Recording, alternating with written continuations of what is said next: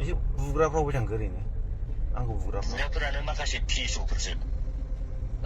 बुलायग्राफोरानो फिसौफोरसोमोन मानसि माबाया इएम सारा आंखौसो होनगासिनो माबा रायलायना होनानै कमप्रमाइस खालामफैलायदो होननानै थ' लोगोफोर नैबे समाव नोंथांमोननि गेजेराव मोनसे कल रेकर्ड शेयार खालामनो नागिरदों थांनाय जुननि 3 तारिखआव सासे बर' लाइमोन क'क्राझाराव मोनहासार ब्रह्म मुंनि सासे सुबुंखौ गियानेश बसुमतारी होननाय ग्रुप लोगोफ्रा गाज्रियै गारिखौ बुफायदों आरो बुग्लिदों बिनि नोंथांमोना दावराव जानाय नुबाय थादोंमोन थ' थारैनो बेखौ लानानै ससियेल मिडियायाव भाइरेल जाबाय थादोंमोन आरो निउस पर्टेलावबो बेखौ होबाय थानाय जादों बिनि सोमोन्दै सावरायबाय थादों आरो बेजों जायफोरा बे जाथायखौ खालामदों जाय प्रकाश बसुमतारी इएम बिथांनिनो सोद्रोमाफोर होननानै ससियेल मिडियायाव माने गोसारबाय थादोंमोन दा बे बाथ्राखौ अजद दैखांनाय जादोंमोन थारैनो बेसेबां सैथो नोंथांमोना नैबे कल रेकर्डनि गेजेरजों मोनथिनो मोनगोन थ' अब्ला नोंथांमोना भिडिअखौ जोबजासिम नाय बेसेबां सैथो जाय बेहाय जों सिनायनो मोनो बदल इन्टारटेनमेन्ट वर्ल्ड जायखौ इउटुबार नाले होननानै मोनथियो बिथाङाबो बेवहाय लोब्बा दङ होननानै मोनथिदोंमोन थ' बिथाङा नङा होननानै फोरमायदोंमोन जाय नाले बिथांखौ बयबो सिनायखायो इन्टारटेनमेन्ट वर्ल्ड बिथांनि इउटुबार बा इउटुब चेनेला थ' बेजों लोगोसे नैबे कल रेकर्डनि गेजेरजों मोनथिनो मोनदों जे जि जाथायखौ मोनहासार ब्रह्मखौ बुदों आरो गारिफोरखौ सिफायदों गाज्रि मानेफोरबायदि हाथियार देखायलायनाय दिन्थिलायनाय सिगि सग' खालामदों बिसोर गासैबो पिएसअबो दंमोन जाहैदों नैबे कल रेकर्डनि गेजेरजोंनो मोनथिदों आरो बेहाय मेनलि प्रकाश बसुमतारी इएम बिथांनि मुङाबो खारिफानाय बा बिथांनि मुङाबो बेरखांफादों बिथांनिनो पिएसअफोरा बेफोरबायदि जाथायखौ खालामदों होननानै नैबे कल रेकर्डनि गेजेरजों मोनथिनो मोनदों थारैनो बेसेबां सैथो नोंथांमोना खोनासंनानै लादो मोनथिखाबाय फैदो रायलायनोबा दसे माने आं मा रायलायथ'नोब्रा दांलाय माने बुस्थुआ बे जायफोर माखासेफोर जादोंना उनाव बिसोर पिएसअफोरसोमोन आंथ' पिएसअ ना मा आंथ' बेखौ मोनथिलाना बेनो आरो ओमफ्राय दा बेखौनो बिसोरबो पिएसअफोराबो दा मा होनो एसेबाबो खस्थ' जागासिनो दं आरोना रायजाबाय माजाबाय बिसोरबो सासपेन्ड खालामजाद्रायबाय दा ओंखायनो कमप्रमाइस खालामनानै लानोसै जों आरो पुलिसफोराबो रायलायनानै थानायाव नांगौबा ज' कमप्रमाइस खालामलायसै बेबायदि आरो आं माने सिन्था खालामथ'वाखै आं एसे सानग्रोनि खोनाबाय आरो नै सोर सोर फैदों नोंसोरलाय नैबे आदानि बे माबानि प्रकाशनि फियो ओमफ्राय आं ओमफ्राय आदा राजस्तान दं सासे बेबो बे सारनो फियो जायफोर बुग्रा बिसोर फैयाखै नामा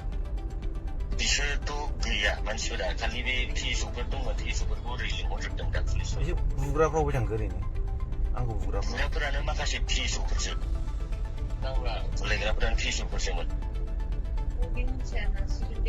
बिसोरखौ दा माबानो थाखाय अफिसारफोरा बिसोरखौ दा माबायाव मा होनो अफिसावसो लिंहरजोबदों गावसिनि बे माबायाव थानायाव डिएसपि नावसो लिंहरजोबदों दा रावबो गैया बिसोर आरो बेखौनो प्रकाश साराबो दा मानोथो दावराव दावसि माबाय थानो रायलायहैनां कमप्रमाइस खालामलाय होनबाय ओमफ्राय पुलिसफोराबो कमप्रमाइस खालामलाय होननायखाय बेखौनो रायलायना बयबोदोंमोन आरो आं एसे सिन्था खालामगोन आं दा फन खालामगोन नोंनि नाम्बाराव हरदों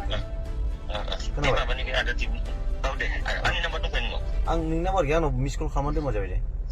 दे दे जागोन दे हेलौ आंसो आदा औ बे दहाय माबा बिजिमोन दा फन हरनायाव नोंनाव नाम्बारा ओंखायनो बेनो आंना नाम्बारा ओमफ्राय मा सानखो मा सानखो कमप्रमाइस खालामलायनोबा